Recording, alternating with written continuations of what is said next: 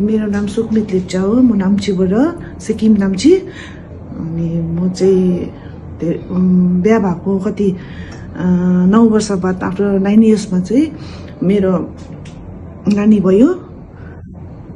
What is your age, Sukmit? 42 years। तपाईँ यसको अगाडि ट्रिटमेन्ट गर्यो थियो सिलिगुडीमा? हजुर गरेँ थिएँ, बट त्यहाँनिर चाहिँ 3 times फेल भयो भनौँ। आफ्टर द्याट म्यामको नाम मैले सुने एकजना स्टाफकोबाट। त्यहाँदेखि चाहिँ म म्यामकोमा आएर चाहिँ ट्रिटमेन्ट गरेँ। आएको दिनदिनै म्यामले, म जस्ट सोध्नु मात्रै आएको थियो म्यामकोमा, तर बट म्यामले चाहिँ आएकोदेखि नै ट्रिटमेन्ट स्टार्ट गर्नुभयो। त्यहाँदेखि कति म कहिले अप्रिलदेखि नोभेम्बरदेखि आएको। नोभेम्बर तपाईँले भन्यो त within 1 year you will carry a baby and such a beautiful। Are you happy?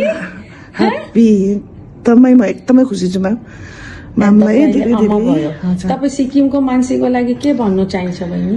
म सिक्किमको मान्छेलाई भन्नु चाहन्छु कि